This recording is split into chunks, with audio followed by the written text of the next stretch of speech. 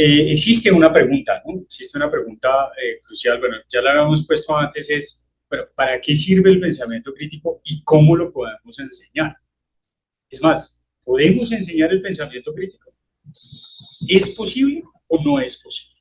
Según John Dewey, el reconocido pedagogo norteamericano, en su libro ¿Cómo pensamos? Dice, nadie puede decirle a otra persona cómo debe pensar, del mismo modo que nadie debe instruirlo en cómo ha de respirar o hacer que circule su sangre. No obstante, es posible indicar y describir a grandes rasgos las distintas maneras en que los hombres piensan realmente. Algunas de ellas son mejores que otras y se pueden enunciar las razones por las cuales son mejores.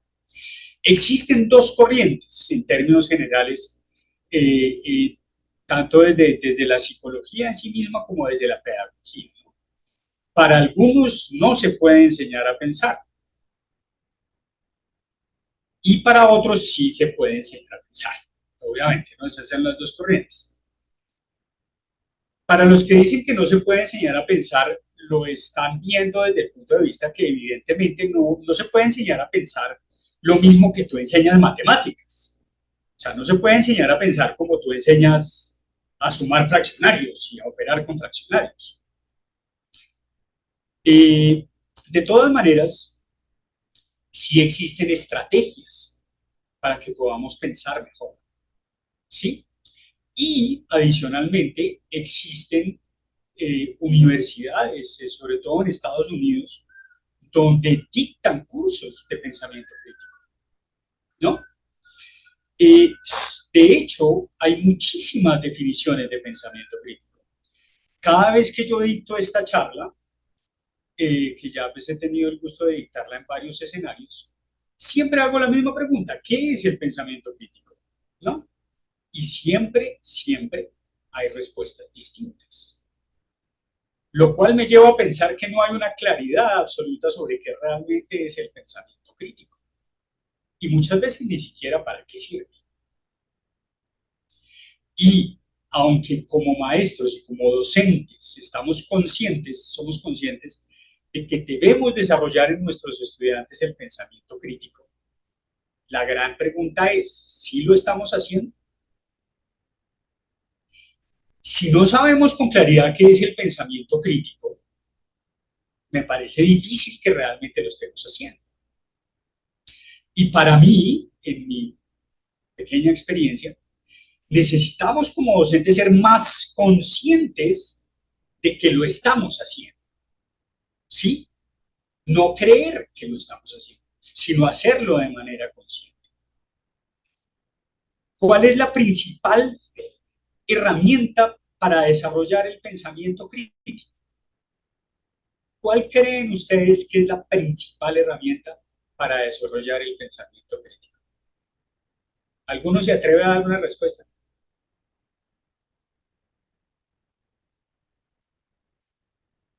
Bueno, ya en un momento se las daré por si acaso, a ver si la pensaron y de pronto coincide con lo que en mi saber y entender es la principal estrategia de todas para enseñar el pensamiento crítico. Y no para enseñar, sino para fomentar, para impulsar el pensamiento crítico. Según Carlos Saiz, un psicólogo español, no se puede pensar sin hacer. El pensar también implica una acción, no es suficiente con pensar. No se pueden desarrollar habilidades de pensamiento si no se practican. De nada sirve saber cómo pensar si no pensamos. La práctica es lo que consolida nuestro conocimiento. Yo he aprendido sobre pensamiento crítico practicando y enseñando pensamiento crítico. Los ejercicios, problemas o actividades prácticas están presentes en la mayoría de las iniciativas de aprender a pensar. Por supuesto, intento en lo posible fomentar el pensamiento crítico en mis estudiantes. Yo trabajo fundamentalmente en colegios y resulta todo un desafío porque desafortunadamente los estudiantes de secundaria, que son con los que yo más trabajo, eh, no les gusta pensar, no les gusta pensar. Hay excepciones, gracias a Dios hay excepciones, porque si no ya apague y vamos. Bueno, según este otro escritor, que no sé exactamente dónde es, pero tiene pinta de ser ruso o algo parecido, Eval Vasilievich Ilyankov, es necesario enseñar a pensar ante todo con el desarrollo de la capacidad de plantear correctamente la pregunta. Este es el punto. Para mí esta es la clave. Plantear correctamente la pregunta. Pero no siempre sabemos plantear las preguntas que impulsan a que nuestros estudiantes piensen críticamente.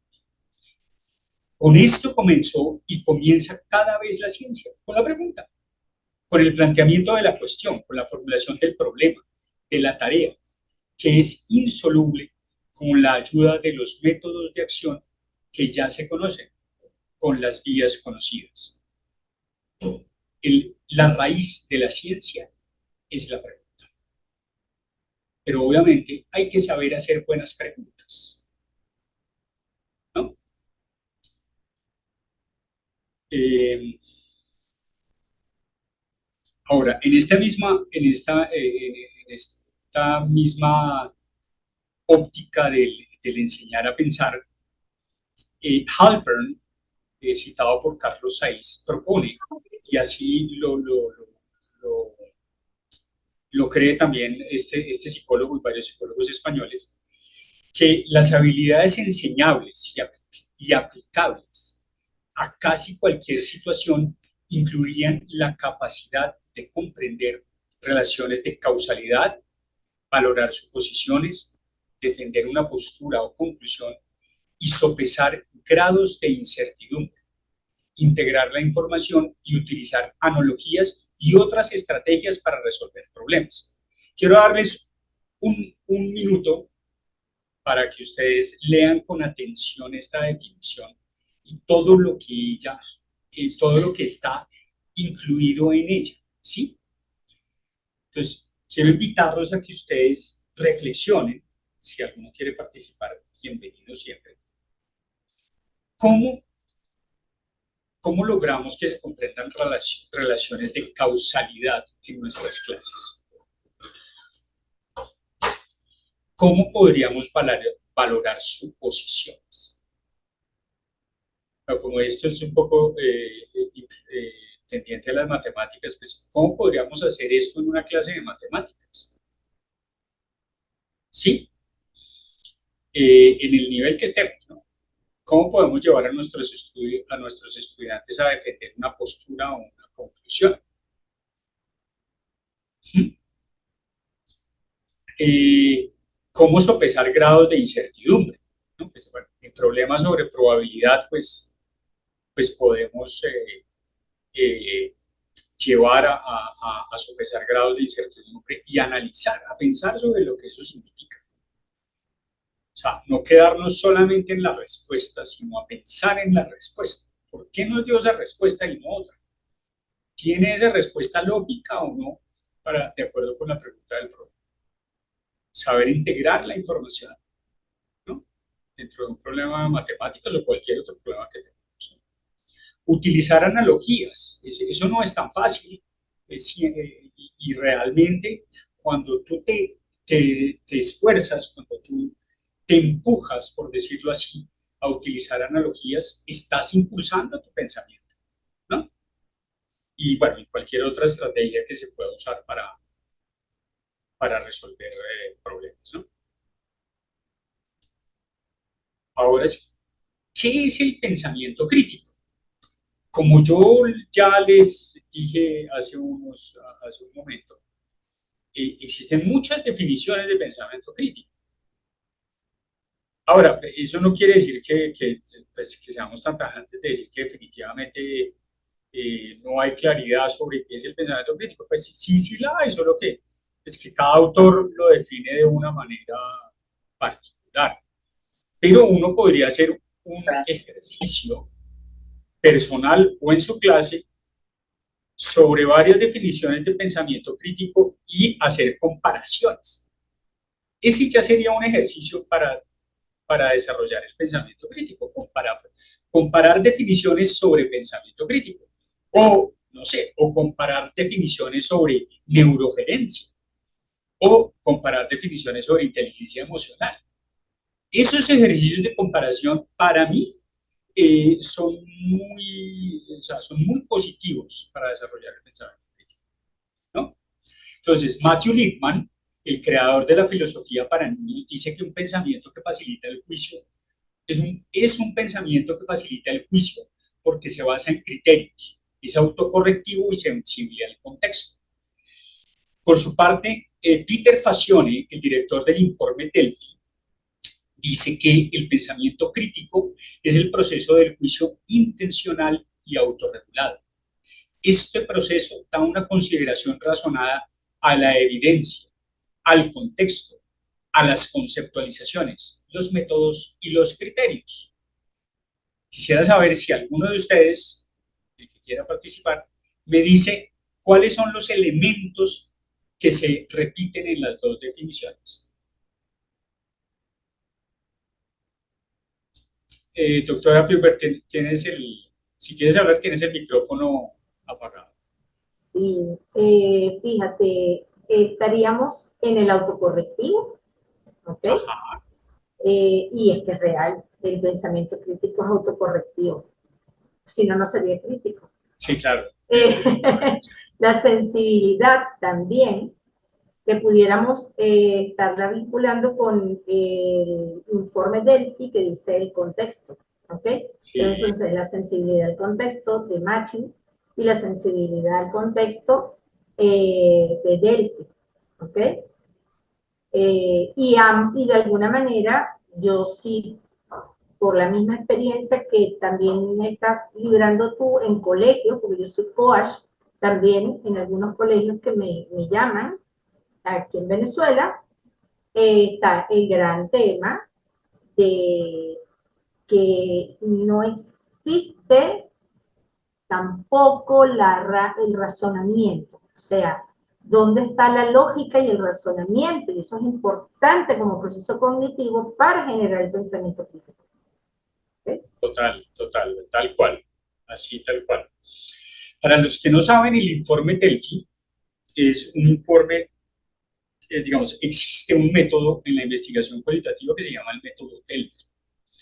El método Delphi básicamente consiste en, dado un tema cualquiera, generar consenso entre expertos, pero son expertos que no se conocen entre sí. Se genera una pregunta, en este caso era, ¿qué es el pensamiento crítico y cuáles creen ustedes que son las habilidades asociadas al pensamiento crítico? Se le consultó a varios expertos que no se conocían entre sí, se hizo un primer barrido. Cuando se tuvo eso, los directores de la investigación generaron unas tablas de comparación que se las enviaron nuevamente a todos los expertos para que ellos, a través de esa lectura, fueran llegando a un consenso sobre la definición de pensamiento crítico.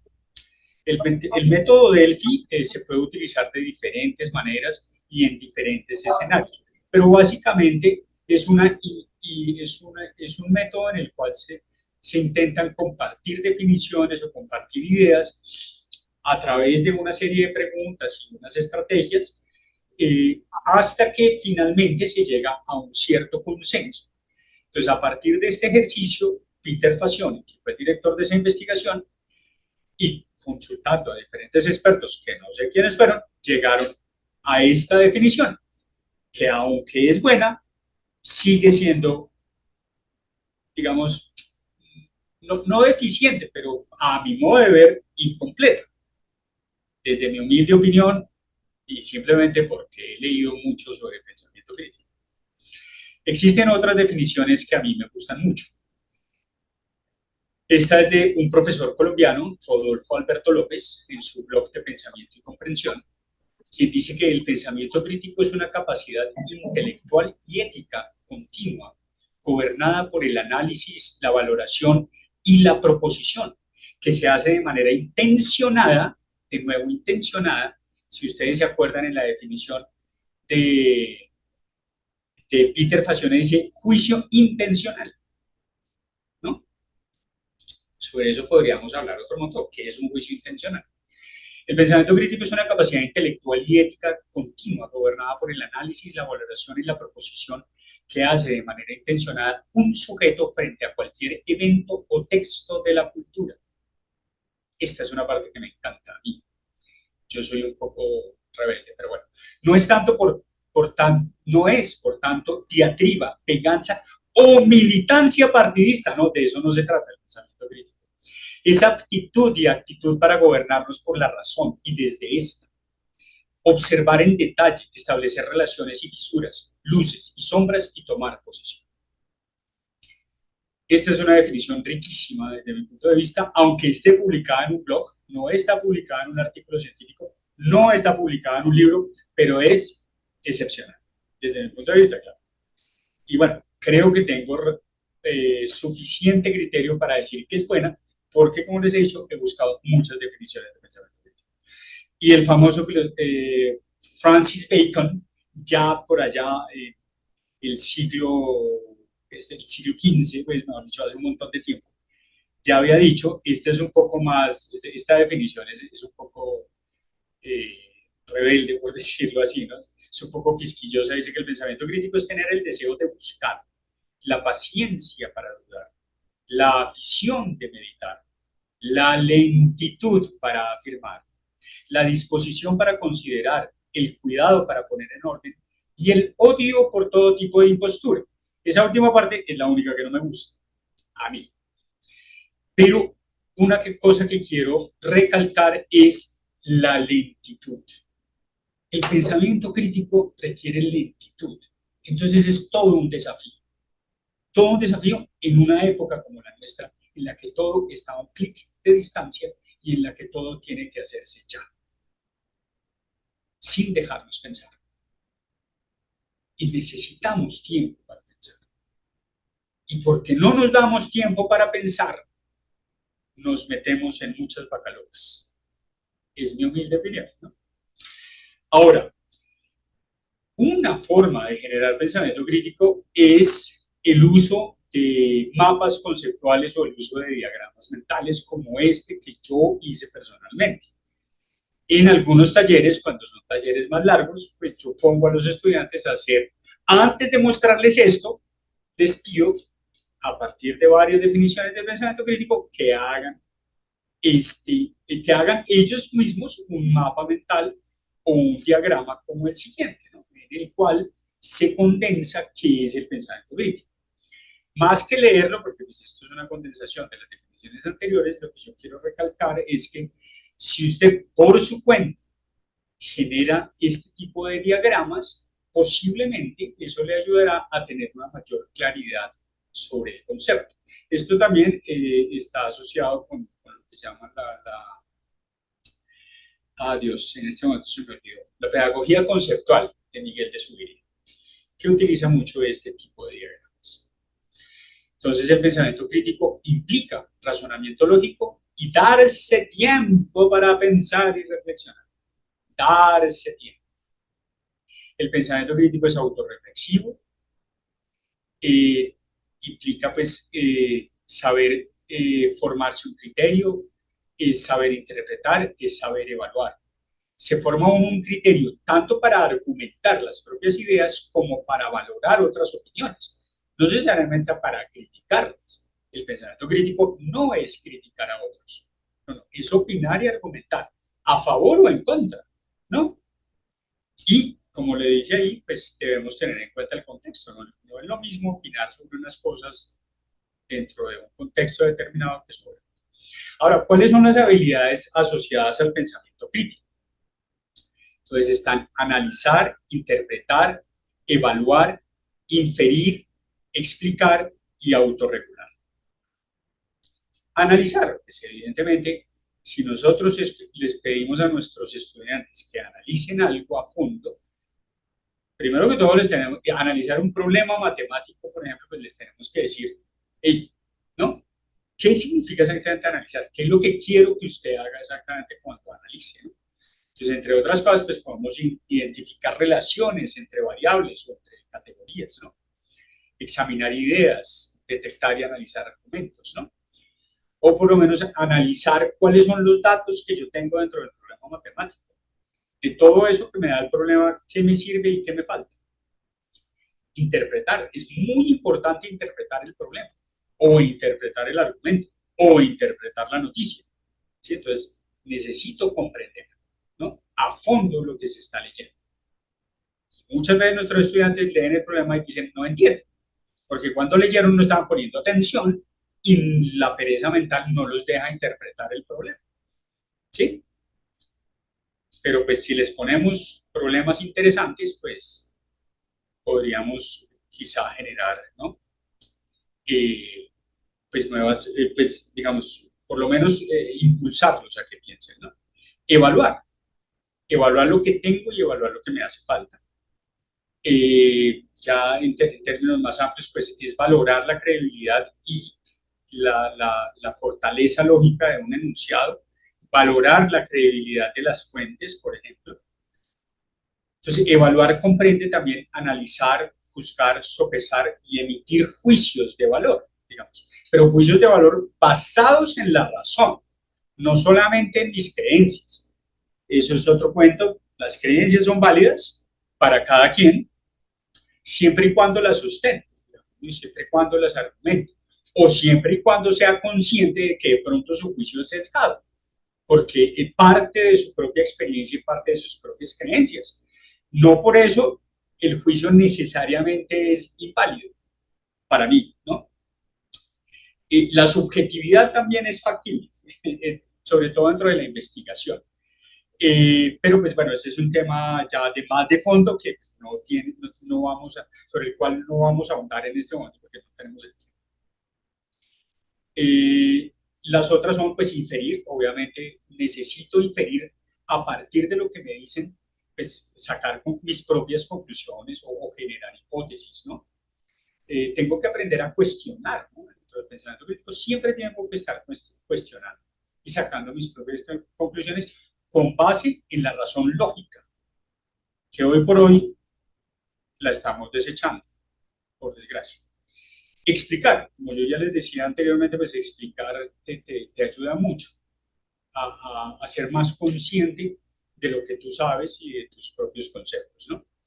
En la medida en que yo logro explicar mis ideas y mis opiniones, pues me obligo a pensar por un lado y por otro lado tengo mayor claridad sobre lo que pienso. Y como ya lo había recalcado la doctora Piper, es muy importante autorregularse. O sea, hoy puedo pensar una cosa y mañana otra. Está bien, o sea, yo puedo cambiar de idea. Que yo tenga un cierto pensamiento crítico no quiere decir que lo que yo pienso sea verdad divina, no, ni muchísimo menos, ¿no? Hoy puedo pensar una cosa y mañana otra, pero que ese cambio se dé por argumentos, se dé por unas razones válidas, ¿sí?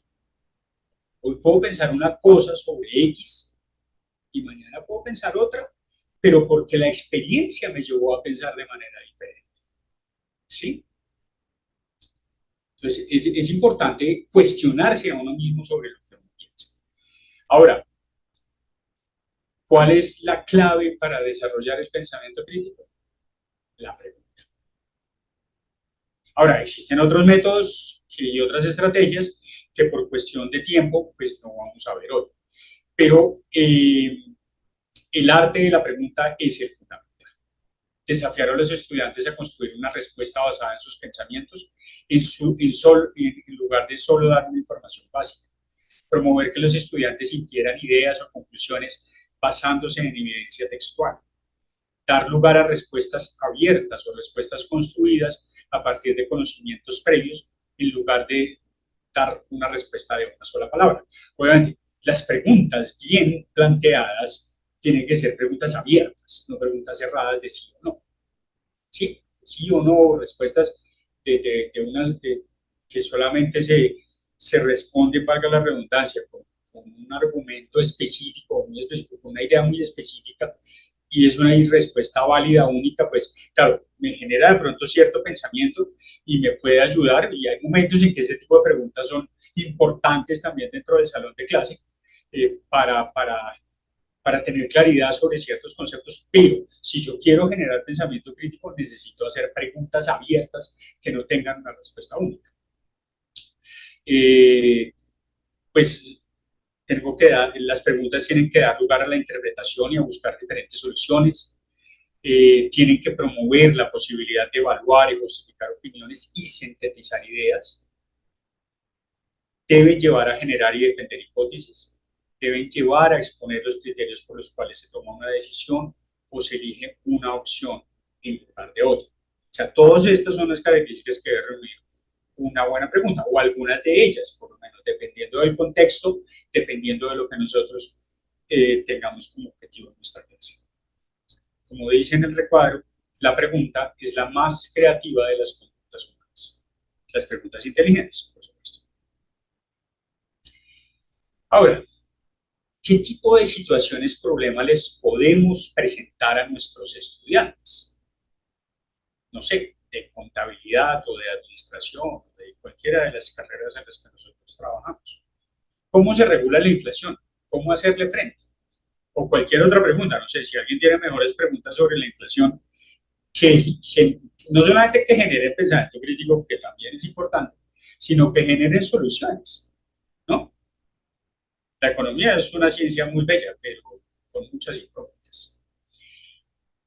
Podemos estudiar historias de gerentes de empresas, ¿no? Sobre sus trayectorias vitales o sobre casos de éxito, ¿no? Y no tanto pues para hablar del éxito de la manera mercantil como se habla hoy, pero pues para generar criterios sobre el asunto. Podemos generar problemas o proponer a nuestros estudiantes hacer un estudio sobre la salud mental en educación superior. Bueno, sobre eso habría varios subtemas a tratar, ¿no? Entonces, ahí ya generaríamos un poco de pensamiento crítico. Dentro de ese gran tema que nos gustaría estudiar, que sea aplicable a la materia que nosotros dictamos. Influencia de la cultura organizacional en la ética contable. Investigar sobre la responsabilidad social empresarial dentro de una empresa X o dentro de varias empresas, digamos, en varias empresas, o sea, hacer un estudio comparativo. ¿Por qué existen las desigualdades sociales y cómo superarlas? Todas estas preguntas son problemas, digamos, a ver, tenemos que generar problema y a partir de ese problema, pues proponerle a nuestros estudiantes que generen ideas y que, pues, claro, esto está muy general, pero pues es ahí pues para darles a ustedes una idea. Ahora, a nivel matemático... Apreciado doctor, Sí. disculpe que lo interrumpa. ¿Con cuántas diapositivas aún contamos, por favor? ¿Cuántas que? Sí, ¿con cuántas diapositivas aún contamos para poder ver nuestro tiempo? Perdóname, ya te digo, ya faltan muy pocas, solamente faltan 4 incluyendo esta. Ya, está bien. Por favor, adelante. Listo. Sí, voy muy por el tiempo, pero bueno, creo que es que empezamos un poco más tarde. Y bueno, voy a tratar de todas maneras de acelerar un poco. Un método, uno de los tantos métodos que hay, bueno, uno de los mejores métodos que hay para resolver problemas es el método de George Pouliot, aunque existen otros. Existe también el método Singapur, que es muy interesante. Pero por ahora nos vamos a centrar en el método de George Pouliot para resolver problemas matemáticos, que fundamentalmente pues tiene 4 fases, ¿no? Que es entender el problema, configurar un plan, ejecutar el plan y mirar hacia atrás, ¿no? Entonces, tengo que saber si la respuesta que me dio, ¿no? Dependiendo del problema que sea de contabilidad, matemáticas básicas, administración, pues tengo que decir, ¿será que lo que yo tengo aquí sí es lógico o no es lógico? ¿No? O sea, ¿lo que me dio es lógico o no es lógico? Entonces, algunas preguntas clave, ¿no? Vuelve y juega la pregunta. Entonces, en entender el problema, las preguntas que se podría hacer uno en cualquier nivel, sea de primaria, secundaria o incluso universitario, es: ¿sí entendió el problema? Reformule el problema, si puede, en sus propias palabras, digamos, dependiendo, pues si es muy sencillo, pues de pronto no tiene no tiene mucho sentido que yo le ponga a reformular el problema. Pero si tiene cierto grado de complejidad, sí es bueno que el estudiante lo enuncie en sus propias palabras. ¿Qué datos tienes? ¿Qué datos hacen falta? ¿Qué es lo que estás buscando exactamente? ¿Hay suficiente información para resolver el problema? hay información de pronto que es irrelevante dentro del problema.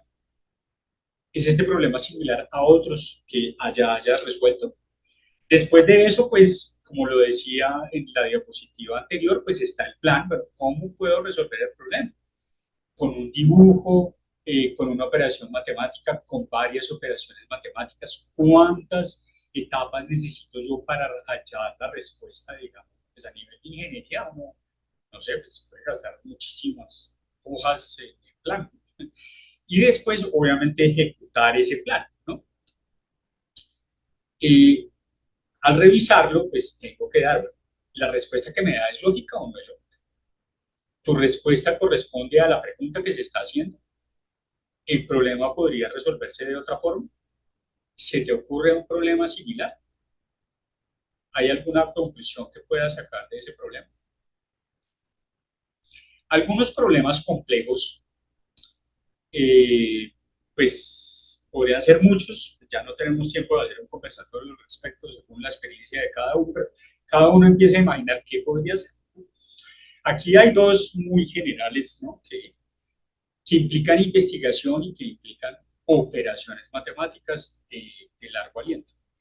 Indagar, por ejemplo, sobre los salarios mínimos en 6 países de América Latina y compararlo con los salarios mínimos de 3 países desarrollados. Compara los niveles de pobreza en los 9 países seleccionados. ¿Qué conclusiones sacas? Aquí ya hay algo que vamos a ver en la siguiente diapositiva, que es el aprendizaje basado en la investigación. Para que el muchacho, bueno, esto se podría delimitar más, se le podrían poner otras arandelas, pero la idea principal es esta, y a partir de eso, pues generamos pensamiento crítico. Y pues estamos hablando también de números y de operaciones, ¿no? Ahí, a esa idea inicial, usted como docente le puede generar todas las preguntas que quiera, según el objetivo que tenga para sus estudiantes y para su asignatura.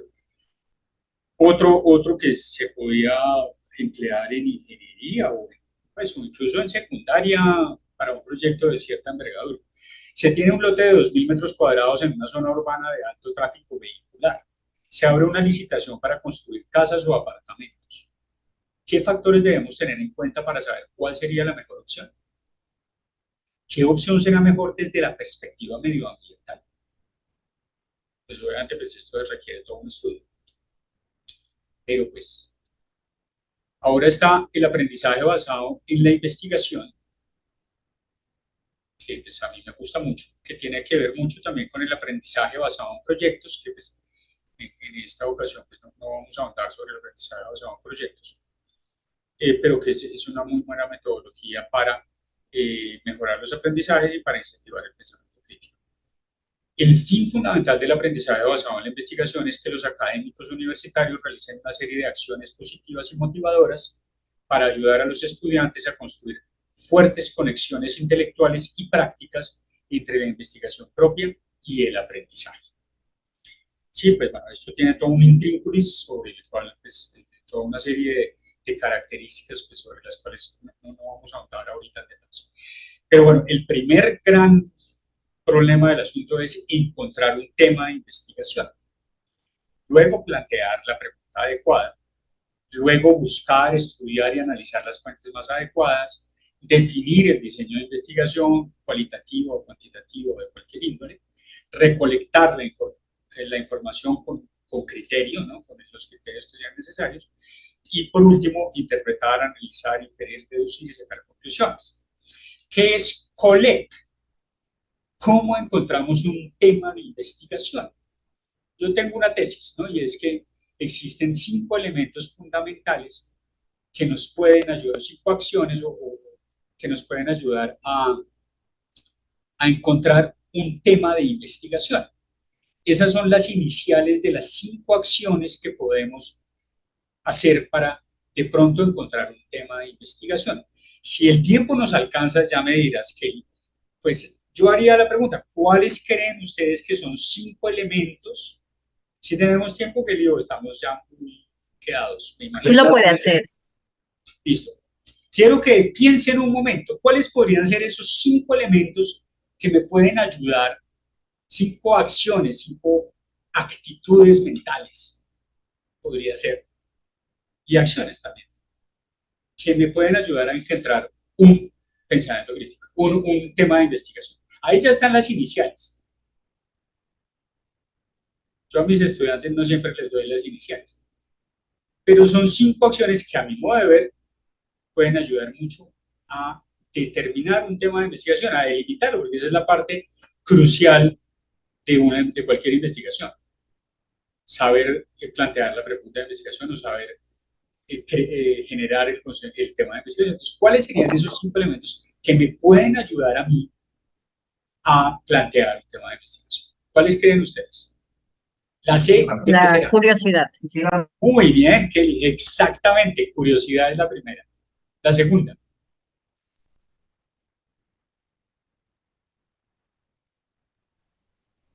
Reflexión. Dime, doctora, ¿cuál? Reflexión sobre esa curiosidad. Bueno, Observar. reflexionar es importante, pero bueno, no está dentro de los 5 elementos en principio. Pero La reflexionar. observación. Observación, curiosidad, observación. La tercera, ¿cuál será? Revisar. Acuérdense que ahí están las iniciales de las palabras. ¿Cuál será la L?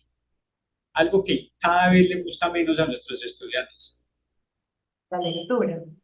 Leer, leer, leer y leer más. La cuarta. Escribir.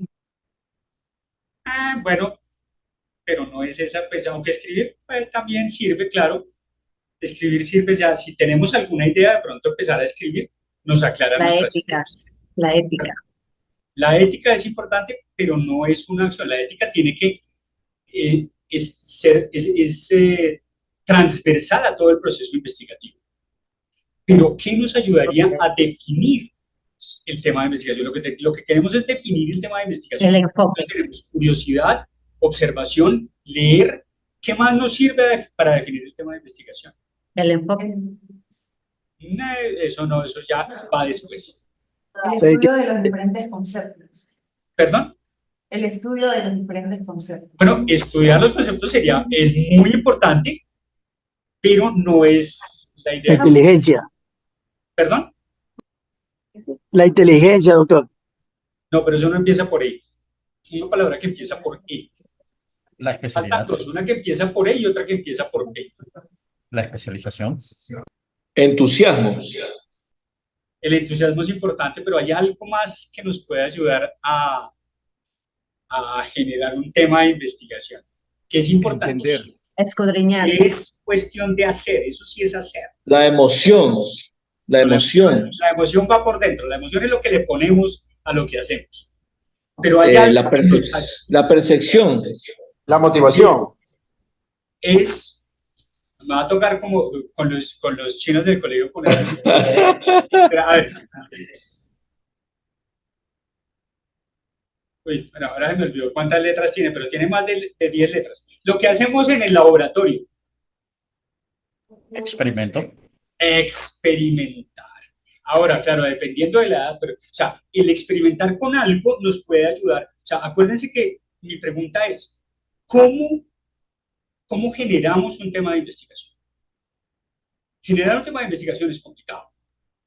Lo que pasa es que en un sistema, en un tema de investigación, lo que pasa es que en un tema de investigación tiene que ser creativo. Bien, hacer, a ver, ¿cómo que le decimos a la pregunta? Perdón, sí. Entonces, para poder definir ese tema de investigación, necesito la curiosidad, la observación, la lectura, experimentar y la última. Y crear el escena. La que crear yo la hice, escena también puede ser, ingeniero. ¿Perdón? Crear una escena.